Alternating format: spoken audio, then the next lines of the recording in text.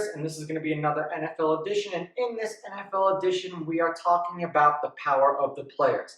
Deshaun Watson kind of set the ground or laid the groundwork for NFL players having a say in what management does. Do we think this is a good thing? Do we think this is a bad thing? We understand that this is not the NBA. Stuff like this works in the NBA because there are only 5 players on the court at a time, and it's a lot easier to control who stays and who goes. When you've got 55 people on a roster, how much say is someone going to have in the personnel? That's why GMs are hired. That's why there are coaches. There are so many other people who are more attuned and more accredited with evaluating talent. Now, I understand that when you're a professional, you're going to think that who you see and what you see, you know best. Recently, it's come out that someone like Russell Wilson is now demanding sort of the same respect that Deshaun Watson got in his contract, and he wants a say in the personnel. Now, he wants a say in who the Seattle Seahawks are ultimately going to draft. What happens if the guy who he decides that he wants to toss his name in on doesn't work out? Is Russell Wilson going to get fired? Probably not. The person who allowed him to make this decision is going to be the one who gets fired.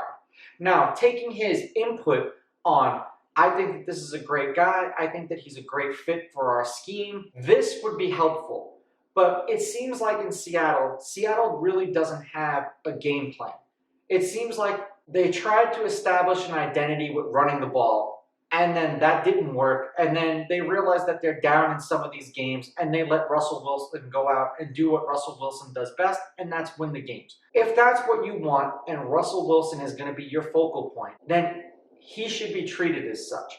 Now, the offensive line should get built up for him, and I have absolutely no qualms with him complaining that his offensive line is atrocious. It's true. However, someone like Tom Brady took less money for all of these years and wasn't the highest paid quarterback for all of these years because he understood that it takes a team to win the championship. So now when your quarterback is getting paid $32, $35, $37 million a year, there are going to be some positions that ultimately end up getting cut. Now, the money has to come from somewhere and the money has to go somewhere. And offensive linemen now are at a premium. And you can't pay a quarterback and pay 5 premium offensive linemen and have any money to pay anybody else. This is the perfect example of what happened with the Cleveland Browns. The Cleveland Browns spent all of their money on the offensive line, all of their money on offense, and then when you get a capable quarterback in the postseason, they ultimately pick your defense apart because now there's no one on defense to defend anything. The money should be divvied up.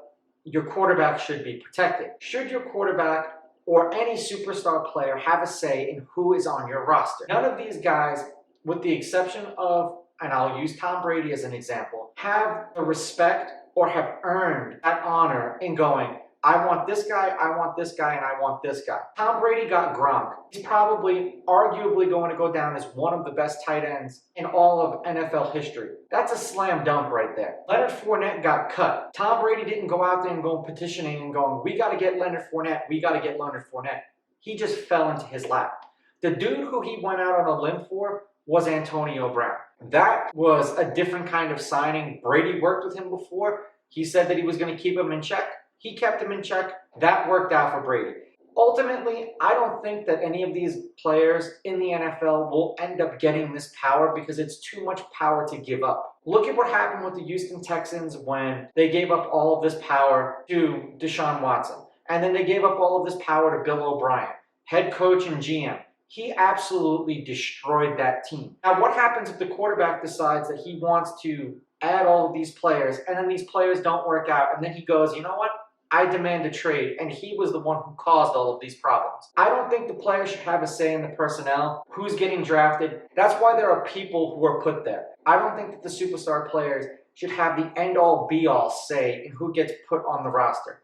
I think that they might be consulted. It's not the end of the world to get their opinion, but ultimately the decision should be made by the head coach and the GMs and the scouts, all of the players who were put there to help their team succeed. Let me know what you think of this take in the comments below. Don't forget to like and subscribe to my channel. Follow me on Instagram, @RawSportsTalk. Follow me on Twitter, @RawSportsTalk1. I'll catch you guys in the next episode. I'm out. Ooh, baby, I like it raw. Yeah, baby, I like